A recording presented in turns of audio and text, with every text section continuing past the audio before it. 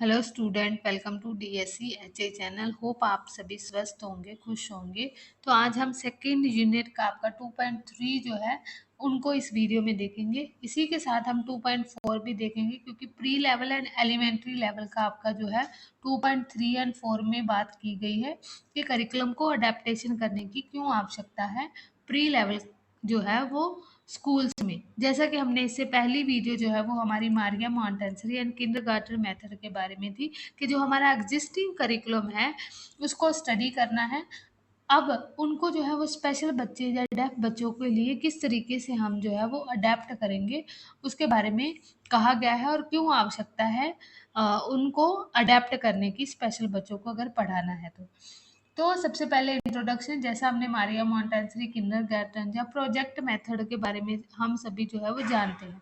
अगर आपने वो वीडियो नहीं देखी है उसको ज़रूर देखना, क्योंकि उसमें मैंने PYQ भी बताए हुए हैं किस तरीके से, और वो दोनों मेथड जो है वो आपके कॉम्पिटिटिव एग्जाम में भी बहुत ज़्यादा हेल्पफुल रहेंगे, अगर आपको उसकी कॉन्सेप्ट क्लैरिटी होगी अच्छे से।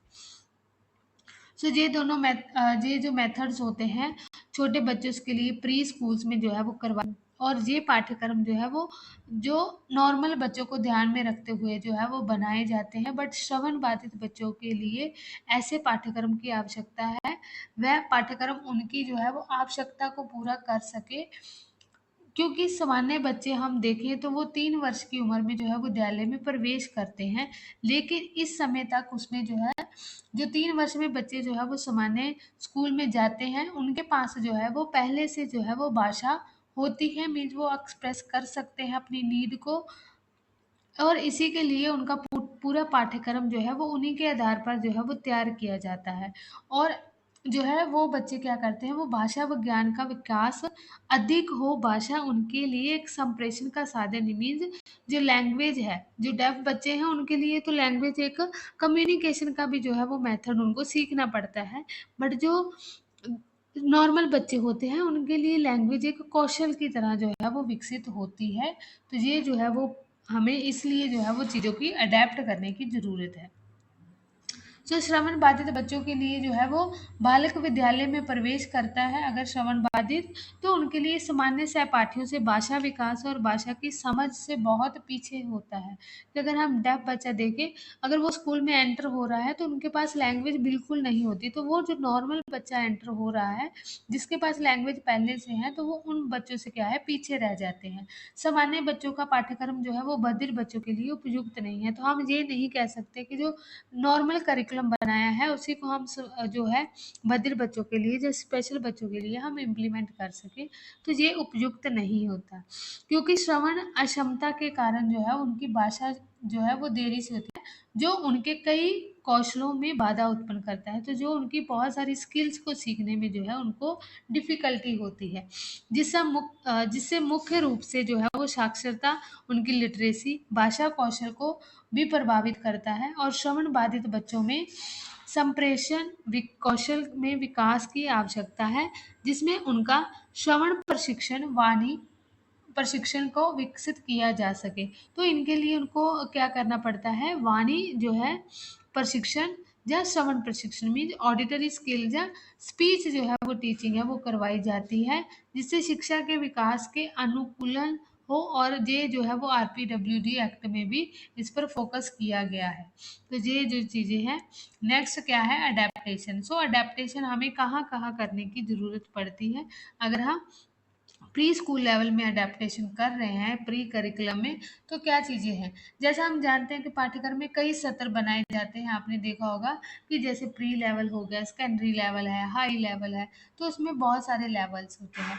विद्यार्थियों जे इनमें से सभी अनुकूलन सम्मिलित हो जाता है, विद्यार्थी विद्यालय में रहकर, विद्यालय के बाहर रहकर प्राप्त करता है और अपना विकास जो है वो करता है। पाठ्यक्रम का अनुकूलन करते समय कुछ इन बिंदुओं को ध्यान में रखा जाता है, जैसे सिलेबस को हमें जो है वो उसको अडेप्ट करना पड़ेगा, सह पाठ्यचर्या गतिविधियां मीन्स को करिकुलर एक्टिविटी हो गया, शिक्षण सहायता मीन्स टीचिंग एड को हमें अडेप्ट करना पड़ेगा, और मूल्यांकन को।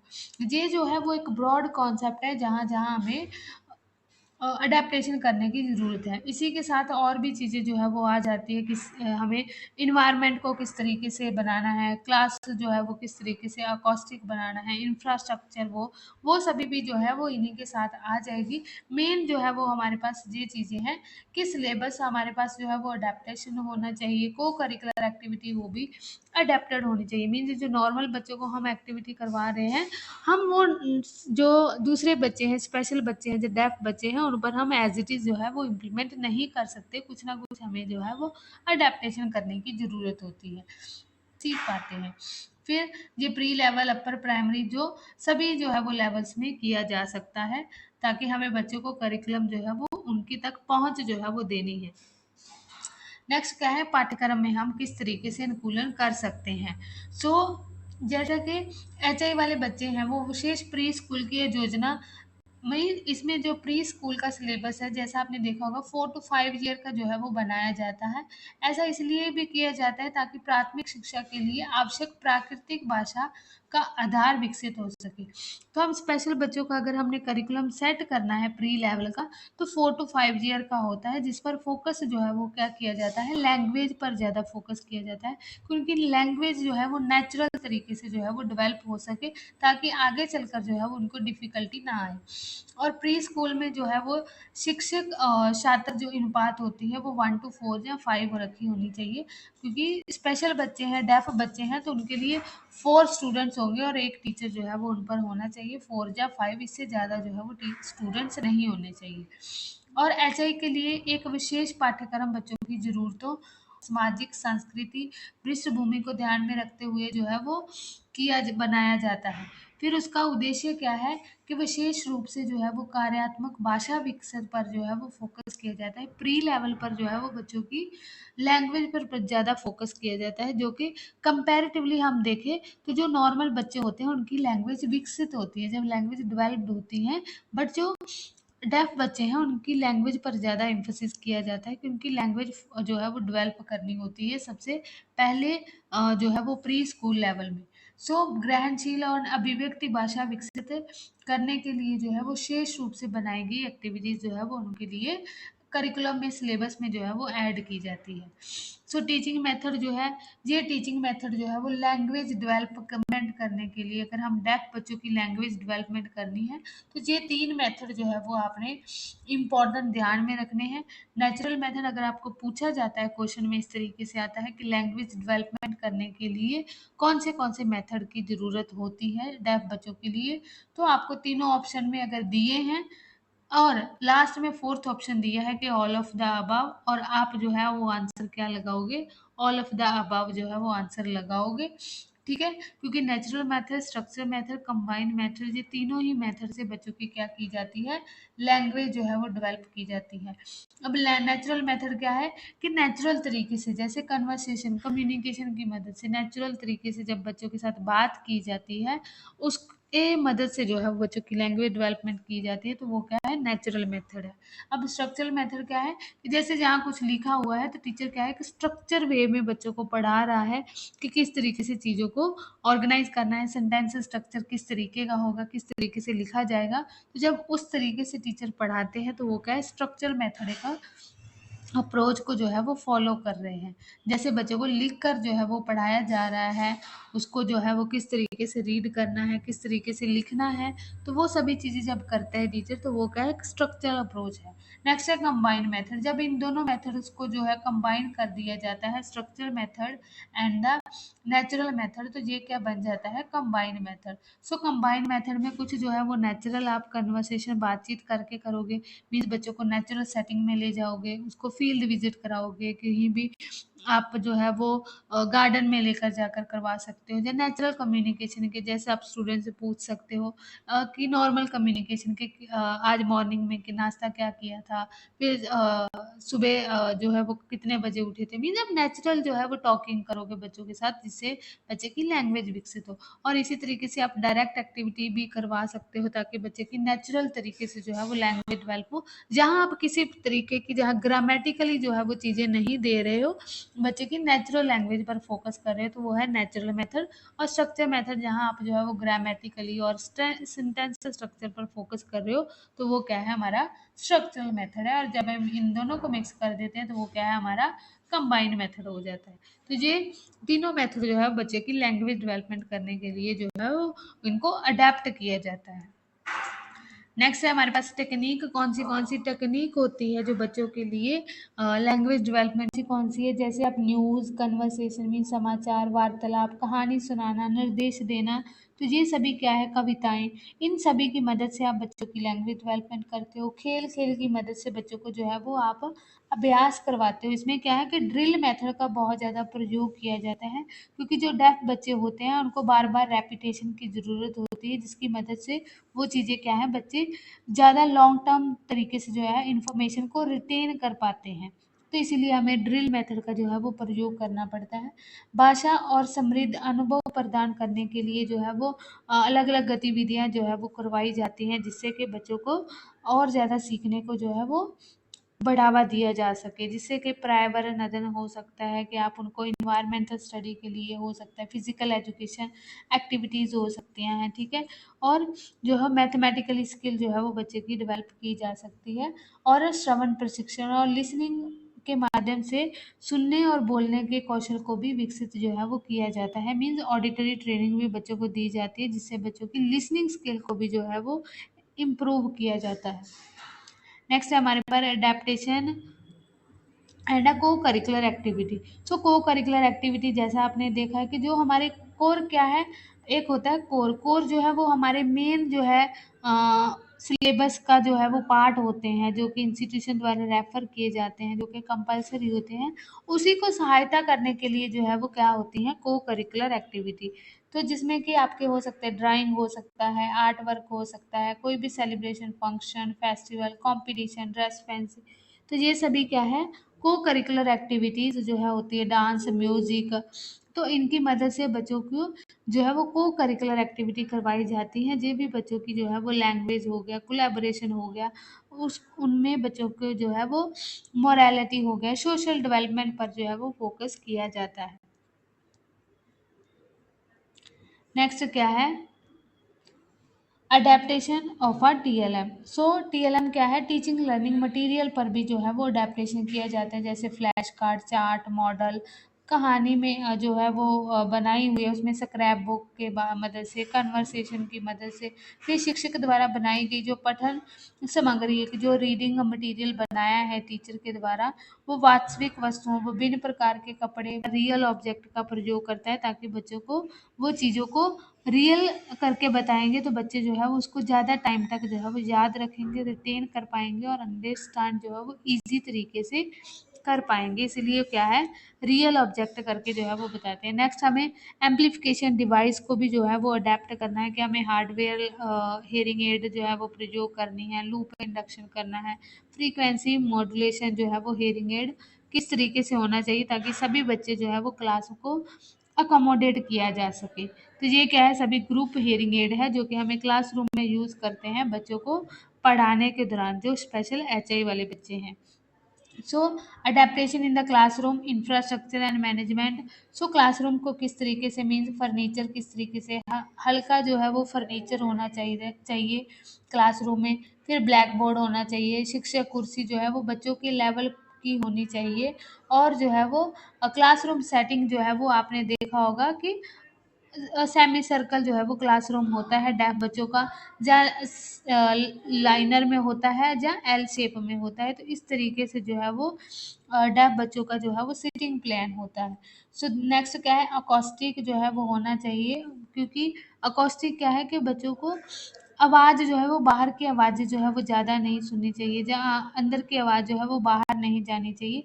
इस तरीके से जो है वो इन्वायरमेंट जो है वो रूम जो है वो अकॉस्टिक बनाना है। मीन्स पर्दे लगे होने चाहिए, टाइलें इस तरीके से लगी होनी चाहिए, जो कि बाहर की आवाज़ जो है वो अंदर ना जाए और अंदर की आवाज़ बाहर ना जाए। इस तरीके से जो है वो डिस्टर्बेंस क्रिएट नहीं होनी चाहिए एक दूसरी क्लास की। तो ये जो है वो हमें इंफ्रास्ट्रक्चर में चेंज जो है वो हमें अडेप्टेशन जो है वो करना होता है। नेक्स्ट हमें अवेल्युएशन। सो अवेल्युएशन में क्या है कि हम इंडिविजुअल कर सकते हैं, ग्रुप में कर सकते हैं, बच्चों की भाषा ज्ञान जाने कि उन्हें पढ़ाने से पहले जो है वो उनका मूल्यांकन, जैसे कि हम पीके लेते हैं प्रीवियस नॉलेज, तो इस तरीके से हमें करना है। फिर उनका उद्देश्य, इनका जो उपयोग है वो पाठ्य की योजना बनाने के रणनीतियों के तहत। तो हम पीके लेते हैं तो उसका मीनिंग होता है कि हमें अपना जो प्लान है किस तरीके से बनाना है, लेसन प्लान की स्ट्रेटजी हमारी क्या रहेगी, इसके लिए हम जो है वो प्रीवियस नॉलेज या प्रीवियस जो है वो लैंग्वेज बच्चों की चेक करते हैं।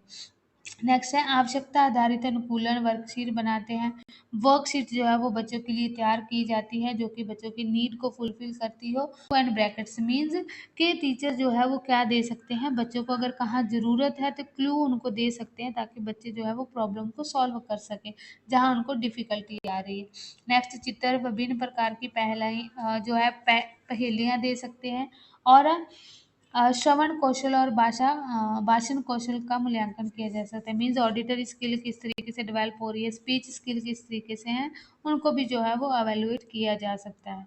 तो नेक्स्ट क्या है हमारे पास 2.4 है, इसको हम अभी देखेंगे। ये हमने जो है वो अभी देखा प्री लेवल का जो है वो किस तरीके से है। प्री लेवल पे और एलिमेंट्री लेवल पे आप दोनों मीन्स आपके सिलेबस में दिए गए हैं।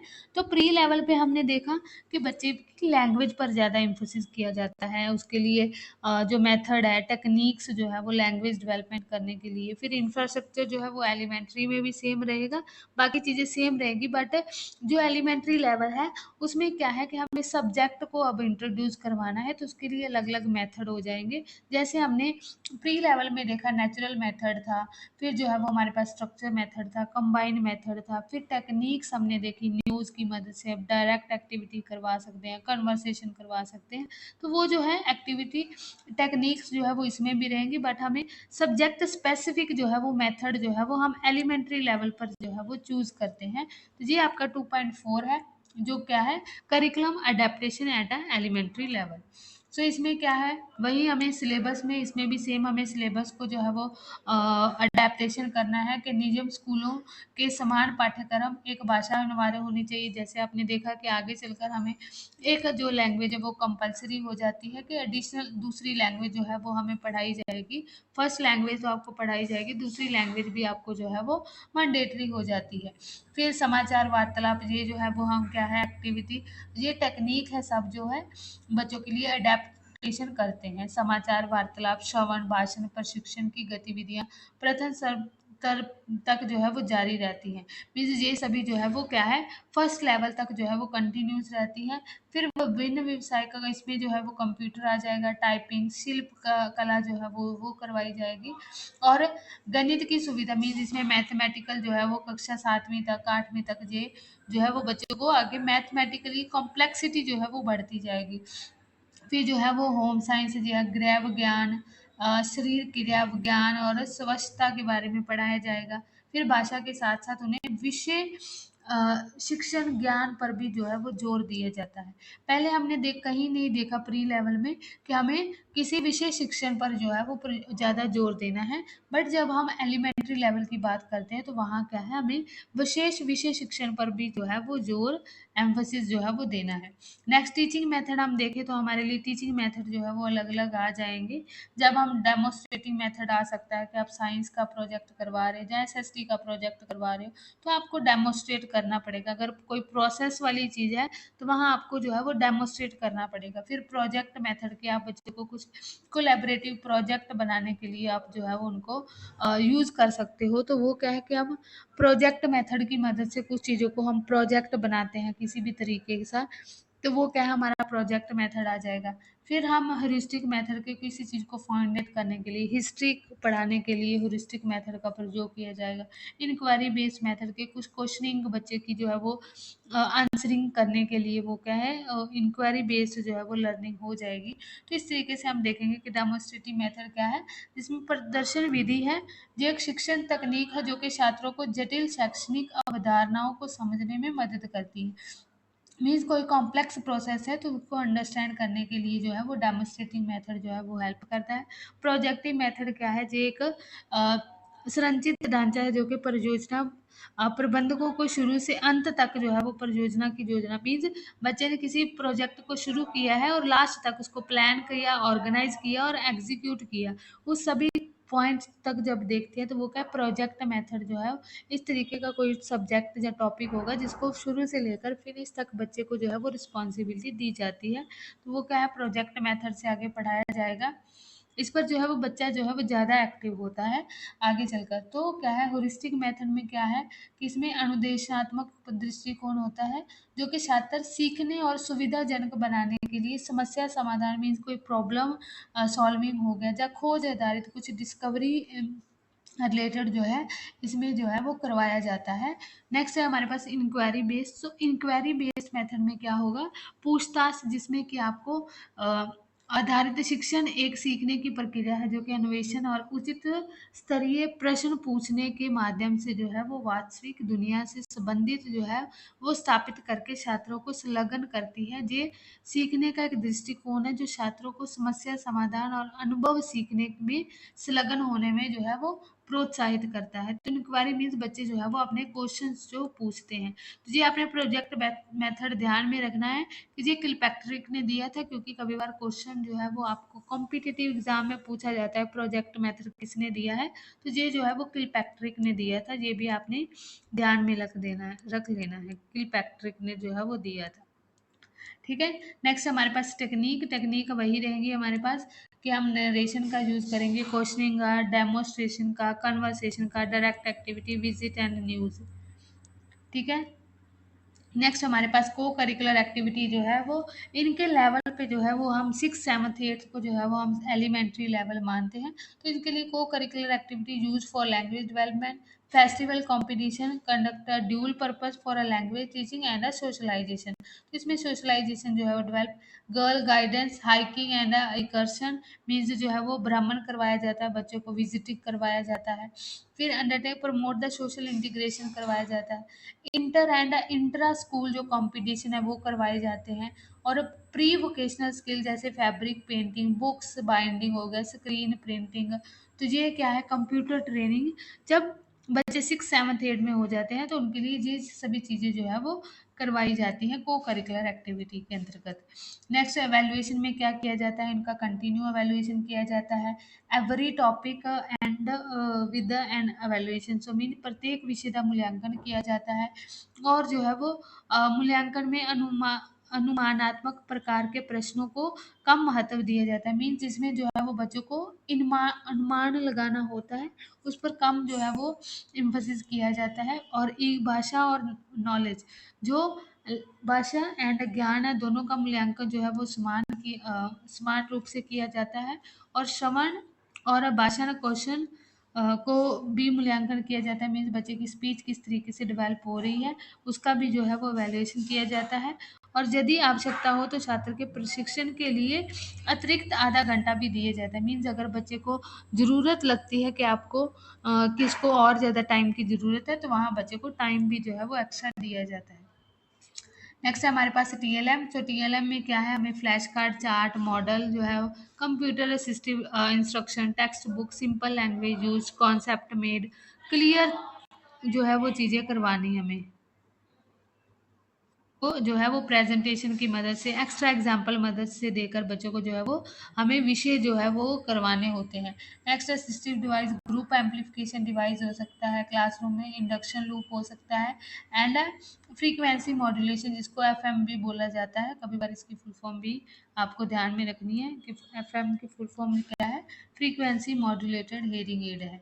नेक्स्ट क्या है कि हमें क्लासरूम का इंफ्रास्ट्रक्चर किस तरीके से अरेंज करना है। तो सेमी सर्कल, जैसे मैंने बताया सेमी सर्कल होगा, और ब्लैक बोर्ड, सॉफ्ट बोर्ड होगा, ठीक है। और पिन चार्ट हो गए, अरेंजमेंट लाइट जो है वो क्लास में सही होंगी ताकि बच्चे जो है वो टीचर के जो साइन कर रहे हैं उसको अच्छे तरीके से देख पाए। अगर टीचर बोल भी रहा है तो बच्चे जो है लिप रीडिंग कर पाए। सो असिस्टिव डिवाइस जो है उसका प्रयोग करना है। अकॉस्टिक जो है वो ट्रीटमेंट वॉल फ्लोर होने चाहिए। फिर टाइम टेबल को भी हमें क्या करना है, अडेप्ट करना है। इसमें auditory training, speech training must have place in time table. तो बच्चे की ऑडिटरी ट्रेनिंग, स्पीच ट्रेनिंग को भी जो है टाइम टेबल में ऐड करना है।